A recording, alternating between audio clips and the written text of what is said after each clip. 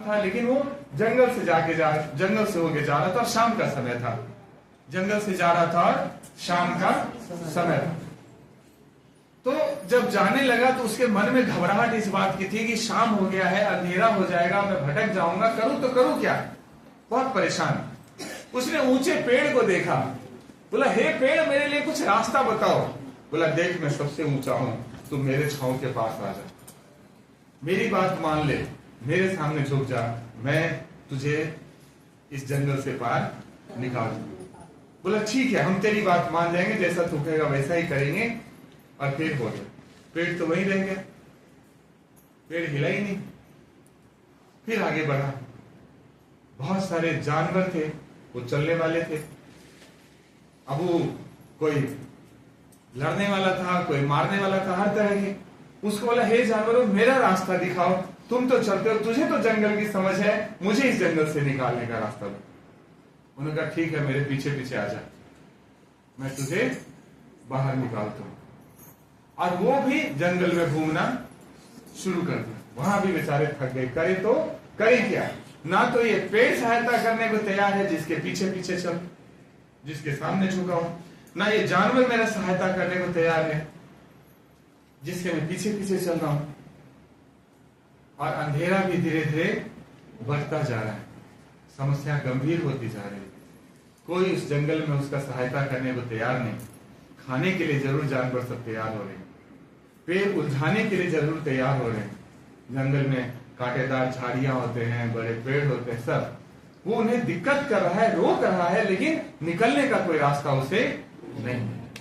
और उसी में कैसे न कैसे उसकी नजर गई, एक बहुत दूर जंगल से उसे दिखाई दिया एक रोशनी हो रही है। क्या हो रही है? रोशनी हो रही है।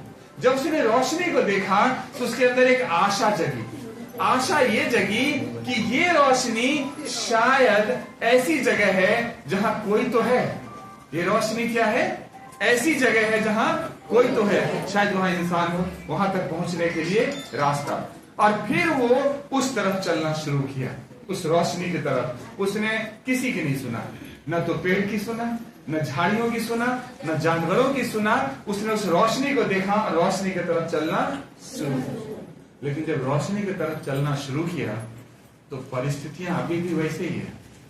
जंगल अभी भी है, झाड़ियां अभी भी है जिससे उसको उलझना पड़ता है, पेड़ अभी भी है जिससे उसको उलझना पड़ता है, जंगली जानवर अभी भी है जिससे उसको बचना पड़ता है।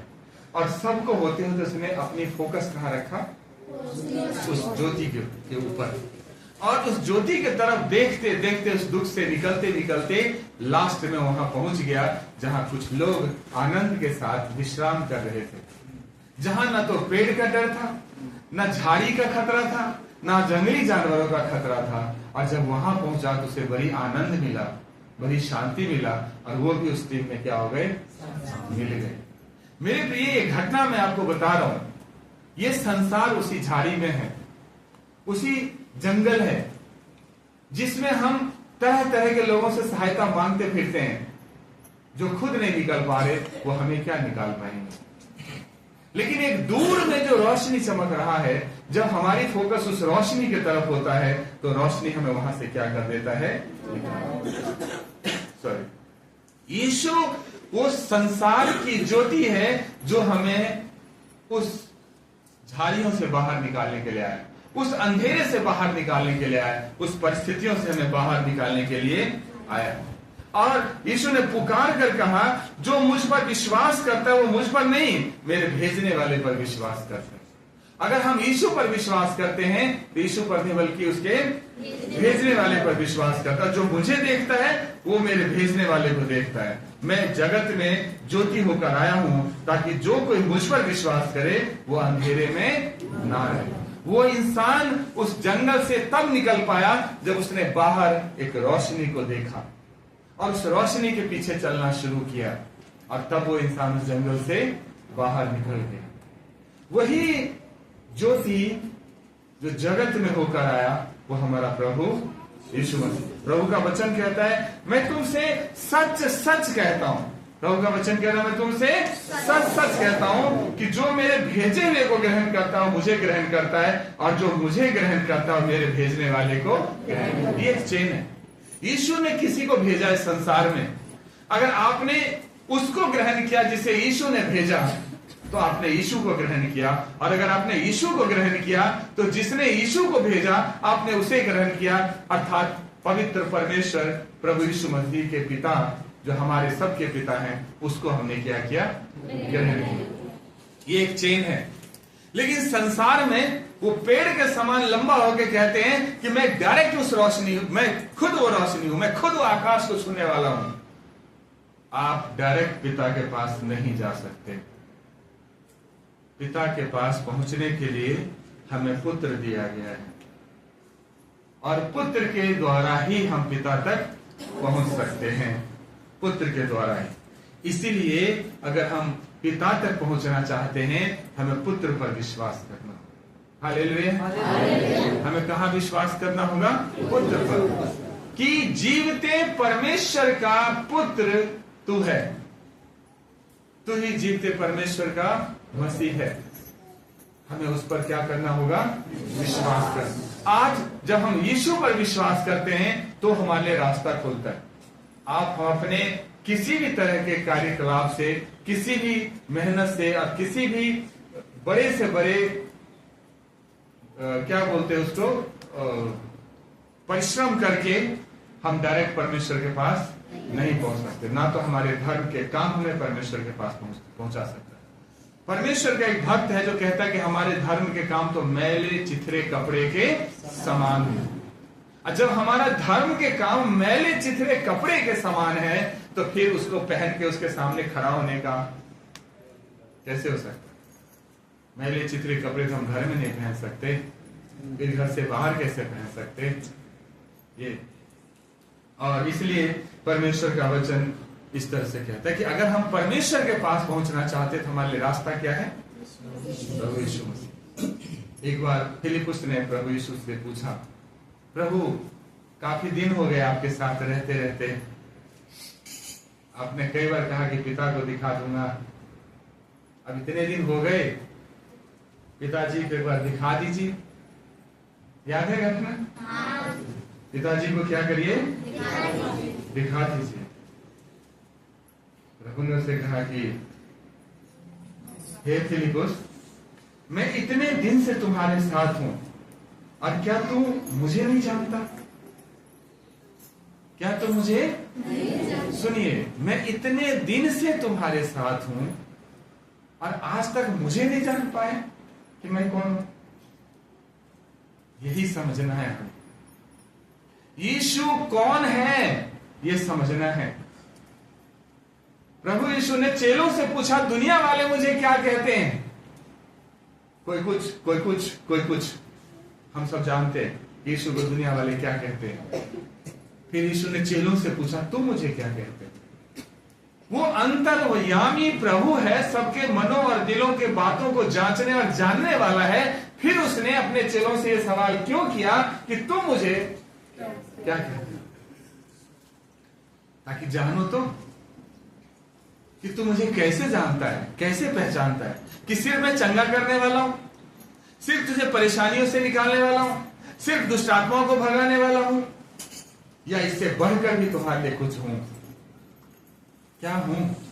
और वही बात यहां कहते, वहां तो पतरस ने जवाब दिया कि हे प्रभु, तू जीवते परमेश्वर का पुत्र मसीह है। हम अपने प्रभु यीशु मसीह को किस तरह से समझते हैं और क्या करके जानते हैं? वही कहते, तू इतने दिन मेरे साथ रहा और क्या तू नहीं जानता? मुझे नहीं जानता? अरे जिसने मुझे देखा उसने पिता को देखा। और तू क्यों कहता है कि पिता को मैं देखा? जिसने मुझे देखा उसने किसको देखा? अगर हमने यीशु को देखा तो हमने पिता को देखा। क्यों? क्योंकि यीशु कहता है पिता मुझ में है और मैं पिता में। हम दोनों एक हैं। प्रभु कहते हैं हम दोनों कौन है? एक हैं। मैं पिता में हूं, पिता मुझ में है। और ये बातें जो मैं तुमसे कहता हूं अपनी ओर से नहीं कहता, परंतु पिता मुझ में होकर अपने काम को करता। जिसने मुझे देखा उसने पिता को। अब सवाल ये है कि क्या हमने यीशु को देखा?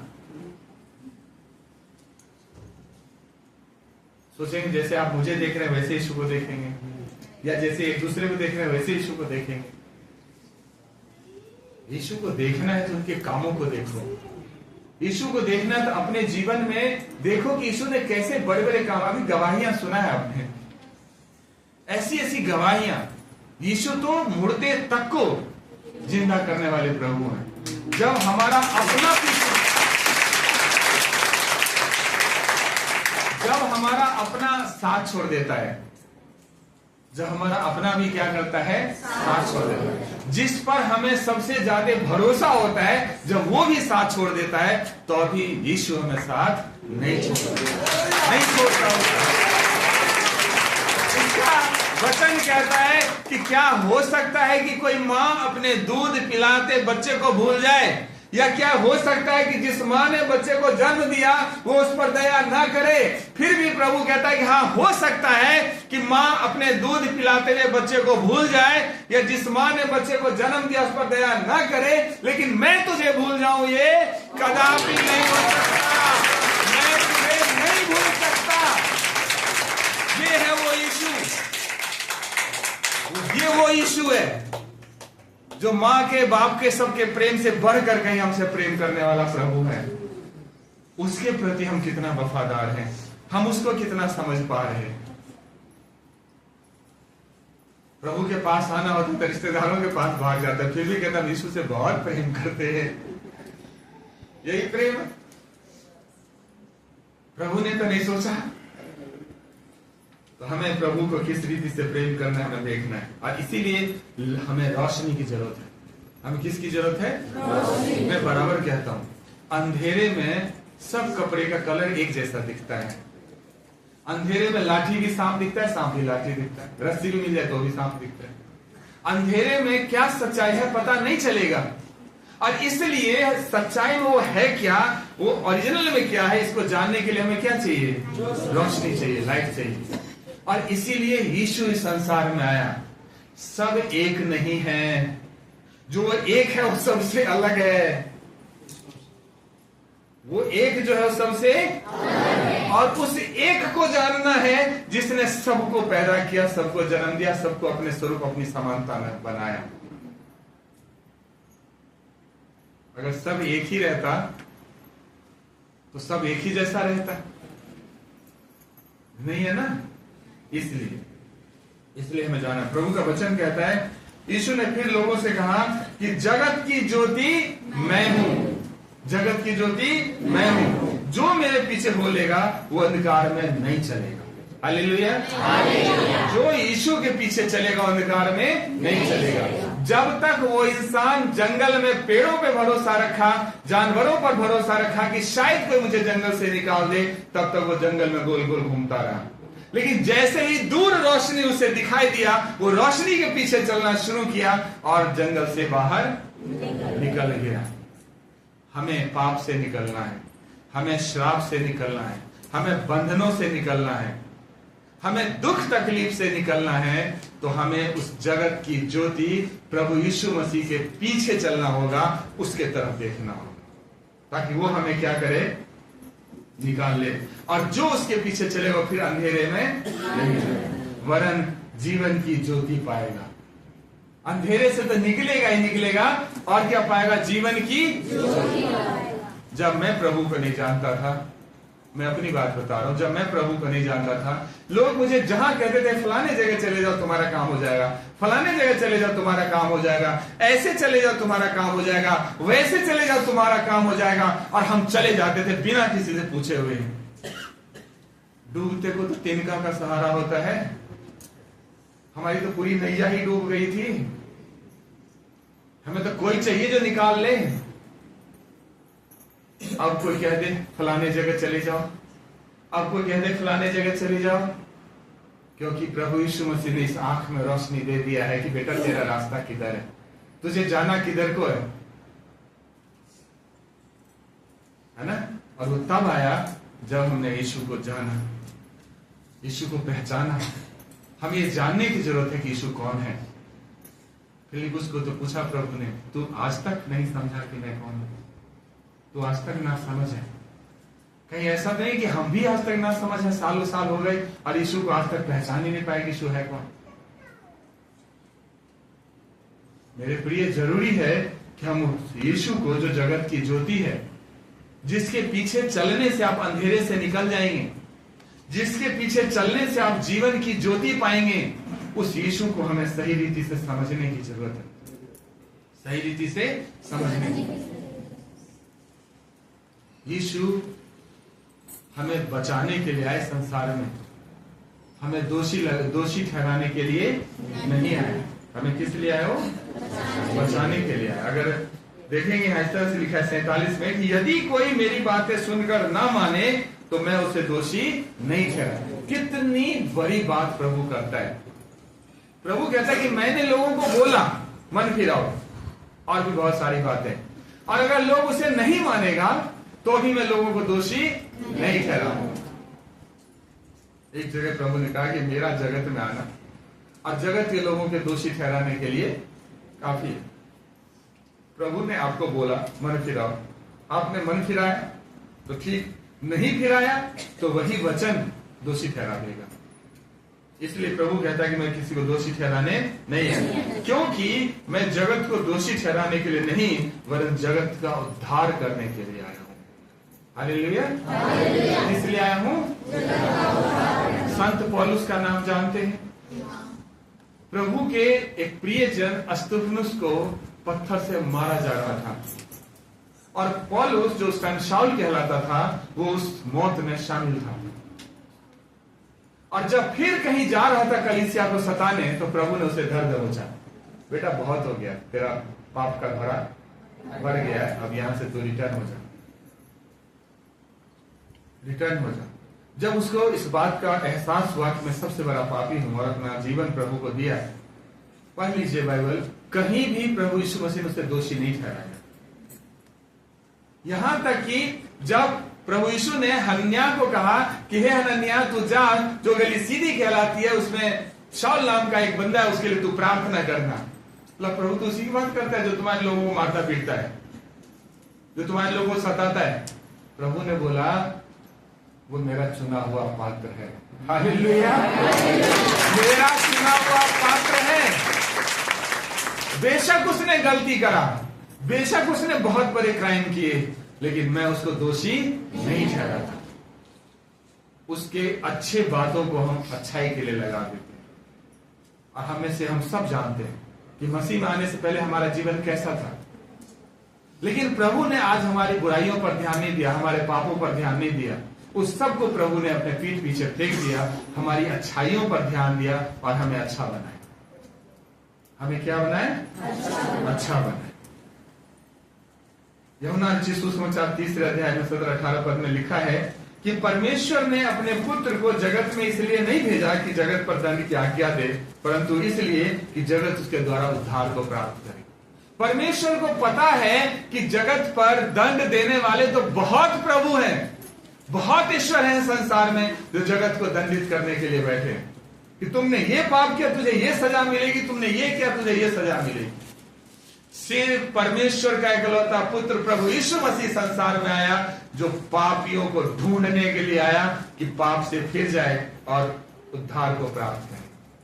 प्रभु के वचन में लिखा है कि मैं धर्मियों के लिए नहीं आया, मैं पापियों के लिए आया। क्योंकि डॉक्टर बीमारों के लिए होता है, जो स्वस्थ है शरीर से उसके लिए डॉक्टर नहीं होता। और हर इंसान ने पाप किया है, हर इंसान पापी है। मैं आपको बताऊं, धर्मी कोई नहीं है, लेकिन ये मानने की बात है। जब तक मैं मानूंगा नहीं कि मैं पापी हूं, तब तक प्रभु की ज्योति मेरे जीवन में नहीं चमक सकता। जब तक मुझे यह घमंड रहेगा कि मैं कोई पाप नहीं किया, तब तक उस परमेश्वर की ज्योति मेरे जीवन में नहीं चमक सकता। दिन में कौन लाइट जलाता, मुझे बताइए? सूरज की रोशनी देता तो कौन मोमबत्ती जला के चलता है? चलेगा कोई? मोमबत्ती कब जलाना पड़ता है? जब अंधेरा होता है। यीशु जो जगत की ज्योति है, उस ज्योति की आवश्यकता कब होगी? जब अंधेरा होगा, तभी तो निकालेगा। और अंधेरे से तो दुनिया भरा पड़ा है। जरूरत है कि हम उसको स्वीकार कहाँ कर रहे हैं, स्वीकार कितना कर रहे हैं, हम अपने आप को उसके हाथ में दे कब रहे हैं। सो परमेश्वर का पुत्र इस जगत में इसलिए नहीं आया कि जगत पर दंड की आज्ञा दे, वरन इसलिए आया कि जगत को क्या करे? उद्धार दे। वचन कहता है जो उस पर विश्वास करता है उस पर दंड की आज्ञा नहीं होती, परंतु जो उस पर विश्वास नहीं करता वह दोषी ठहर चुका है, इसलिए कि उसने परमेश्वर के इकलौते पुत्र पर विश्वास नहीं किया। ध्यान से सुनिए, फिर से पढ़ता हूं। जो उस पर विश्वास करता है उस पर दंड की आज्ञा नहीं होती। दंड की आज्ञा उस पर नहीं है जो उस पर विश्वास कर लिया। लेकिन जो उस पर विश्वास नहीं किया उसके बारे में लिखा है कि वह दोषी ठहर चुका है। वो क्या ठहर चुका है? दोषी। क्यों दोषी ठहर चुका है? क्योंकि उसने परमेश्वर के इकलौते पुत्र पर विश्वास नहीं किया। परमेश्वर के इकलौते पुत्र पर उसने विश्वास नहीं किया। हम परमेश्वर को मानते हैं, हम परमेश्वर के पीछे चलते हैं, हम परमेश्वर की आराधना करते हैं, लेकिन परमेश्वर के इकलौते पुत्र को हम नहीं मान सकते, तो उद्धार कैसे होगा? आजकल परमेश्वर को मानने वाले बहुत लोग हैं, परमेश्वर का मानने वाले बहुत कम हैं। और जब तक परमेश्वर का नहीं मानेंगे तब तक उसके पुत्र के अधीनता में कैसे आएंगे? इसलिए पिता तक पहुंचने का जो रास्ता है, सत्य, मार्ग और जीवन मैं ही हूं, ये प्रभु यीशु मसीह के कहे शब्द हैं। बिना उसके द्वारा कोई भी उसके पास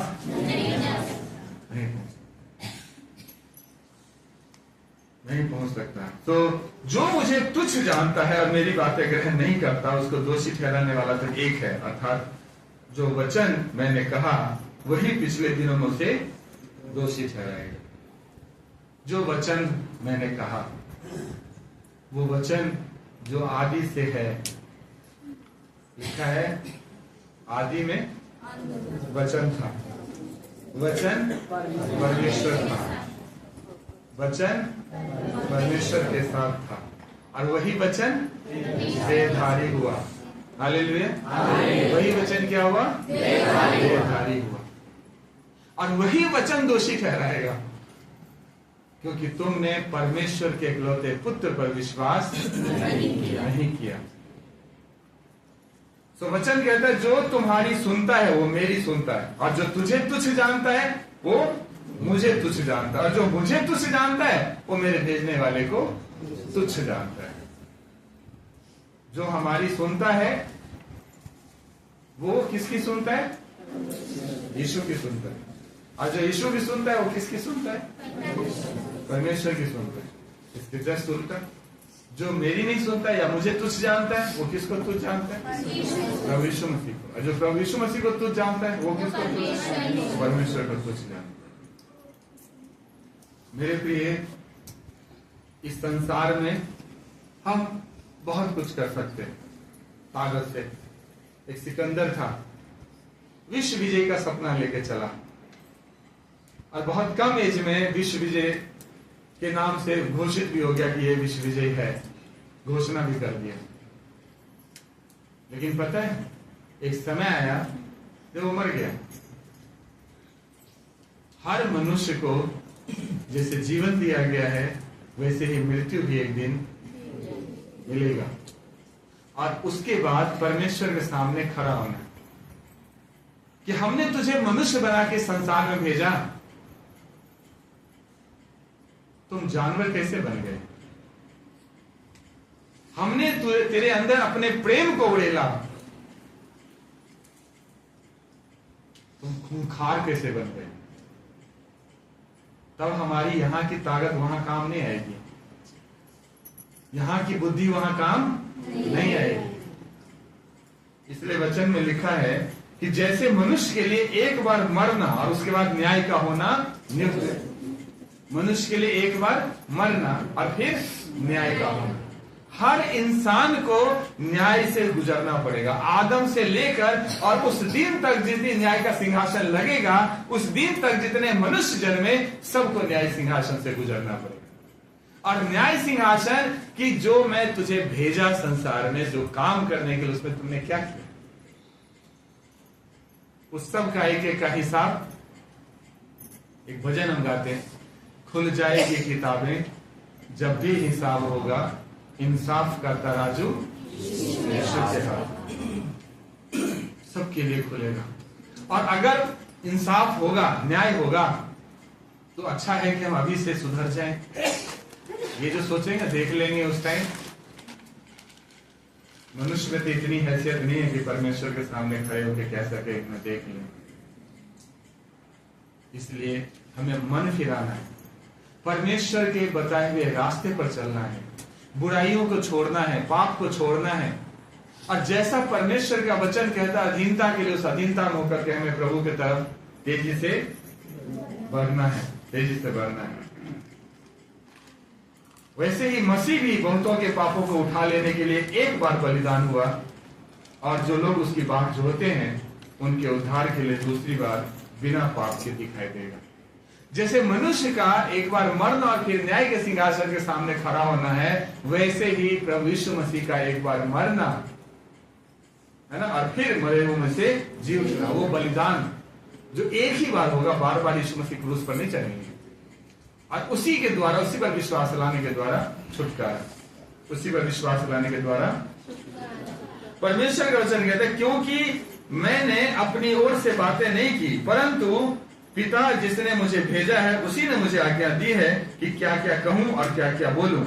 मैं जानता हूं कि उसकी आज्ञा अनंत जीवन है, इसलिए मैं जो कुछ बोलता हूं वह जैसा पिता ने मुझसे कहा वैसा ही बोलता हूं। जैसा पिता ने मुझसे कहा मैं वैसा ही बोलता हूं। इसलिए जानना है कि यीशु कौन है। प्रभु यीशु कहते हैं कि मेरी प्रतीति करो कि मैं पिता में हूं और पिता मुझ में है, नहीं तो कामों के कारण ही मेरी प्रतीति करो। प्रभु यीशु ने बोला जो कुछ भी मैंने किया, मैंने वही किया जो मैं पिता को करते हुए देखता हूं। संसार में यीशु से पहले ऐसा कोई इंसान नहीं हुआ जो मरे हुए को जिंदा कर दे, कोई नहीं हुआ। और सबसे बड़ी बात, 4 दिन जो कब्र में रखा हुआ, 4 दिन हो गए, लाश सड़ने लगी है, उसको भी प्रभु यीशु मसीह ने क्या किया, जिंदा किया। कहा आईसीयू में ले जाके जिंदा किए थे, कोई दवाई लगाया था, इंजेक्शन डाला था, सिर्फ मुंह से बोला लाजर बाहर निकल। और लाजर जो 4 दिन हो गया था, बॉडी सड़ने लगी थी, वो इंसान बाहर निकल। इतनी बड़ी सामर्थ है, क्योंकि ये वही है जिसने आकाश को बोला बन जा तो बन जा, पृथ्वी को बोला बन जा तो बन जा। जो आप देख रहे हैं और नहीं देख रहे हैं, उन्होंने बोला और हर चीज क्या हुआ, बनता हुआ चला गया, क्योंकि वो सर्वशक्तिमान परमेश्वर है, सर्वशक्तिमान परमेश्वर है। वचन कहता है मैं अपने आप से कुछ नहीं कर सकता, जैसा सुनता हूं वैसा न्याय करता हूं, और जैसा न्याय, और मेरा न्याय सच्चा है, क्योंकि मैं अपनी इच्छा नहीं वरन अपने भेजने वाले की इच्छा पूरी करता हूं। प्रभु जब उस न्याय के सिंहासन पर बैठेंगे, हम सबका किताब खुल जाएगा। हम अपने कर्मों का सहारा लेकर, अच्छे भले कर्मों का सहारा लेकर उसके सिंहासन के सामने खड़ा होकर कहोगे कि मैं धर्मी हूं, तो नहीं हो सकता।